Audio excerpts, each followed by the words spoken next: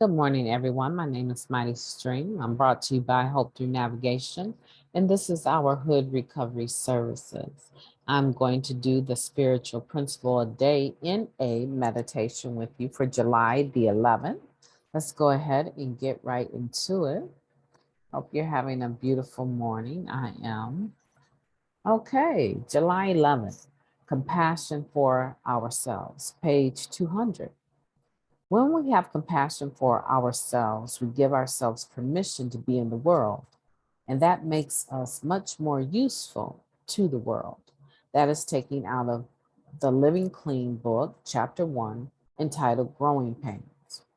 I am my own worst enemy. We've heard some version of this sentiment from addicts with 4 days clean, 4 years, and 4 decades. I'm judge, jury, and executioner for myself is another version of the same sentiment. We struggle with feelings of worthlessness, self pity, crippling fear. Our disease tells us that we are not enough or even that we're unlovable. Our disease tells us that we are not enough or even that we're unlovable. We remind ourselves of our considerable mistakes or obsess about minor ones.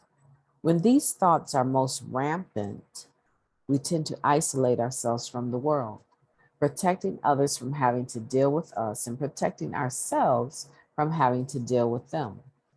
But we've also heard an addict's mind is a dangerous neighborhood. You shouldn't wander around it alone.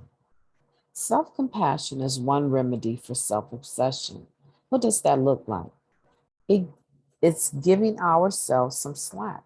It's acknowledging, at least for a moment, that we are doing the best we can. It's channeling some of that kindness we more freely extend to others toward ourselves. As we grow, we learn to redirect ourselves toward compassion when we go through difficult times, don't meet our own standards, or feel unworthy of love. We can be gentle with ourselves and get out of our own way. Compassion allows us to move forward. We see our value more clearly and are able to exit the bad neighborhood of our minds more readily. Getting out of our heads gets us out in the world where we are useful to others.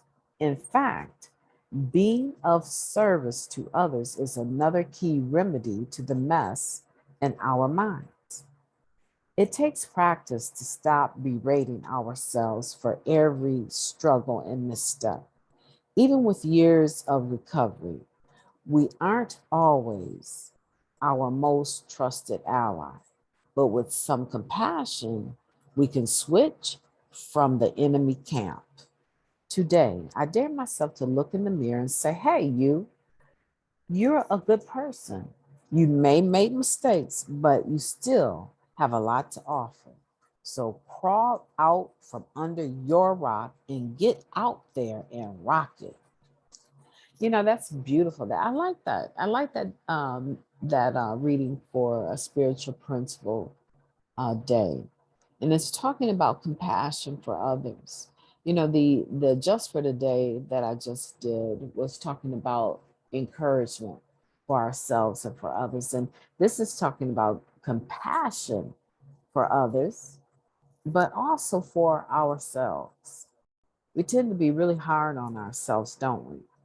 We look at what we've done and what we haven't done, and we don't really cut ourselves very much slack. Well, today you're going to change that. Today, listen, let me tell you why it's important that you change it, first of all. It's important that you are more compassionate with yourself because if you give yourself room for slack, right? If you give yourself some slack and room for making mistakes or not having your best day or not always bringing your A game, you propagate, you set yourself up for another opportunity to be successful. That's why you need to be compassionate for yourself. Because when you have compassion for yourself and you give yourself room for error, you put a down payment on another opportunity that will come your way that you will be successful at. This is where, when we say don't quit or quitting is not an option, a lot of people quit right before they're just about to hit success. You know, I used to be in multi-level marketing, right? And they would always tell us, you have to get so many no's before the yes will come. And after you get your yes, some more no's will come. But you cannot personalize those. You cannot internalize the no's. You have to be grateful for the no's, because the no's are getting you just that much closer to the yes that it's going to really, really make a difference in your life. And this is the same thing with compassion.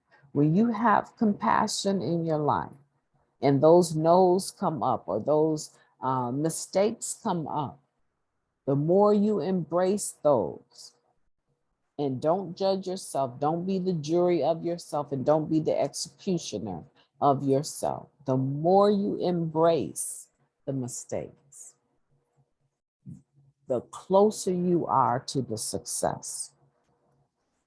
It's a spiritual principle, and I cannot even explain why it works, but I can tell you from my own experience that it does work. This is a beautiful meditation. The spiritual principle is compassion. And your challenge today is to look at yourself in the mirror and say that you are a good person. And even though you've made some mistakes, you still have a lot to offer. And tell yourself, I am crawling from underneath this rock and I am going to rock it. I've enjoyed this meditation. I've enjoyed considering compassion with you. And I hope you take this seriously. I hope you take, not just because Mighty Stream is doing it, because you can pull it up on your own and do it by yourself. Not just because of that, but because this is the truth. This is 100% practical, which means that it is also 100% spiritual. My name is Mighty Stream, and I've enjoyed talking to you. And I will talk to you tomorrow, living a life full of hope.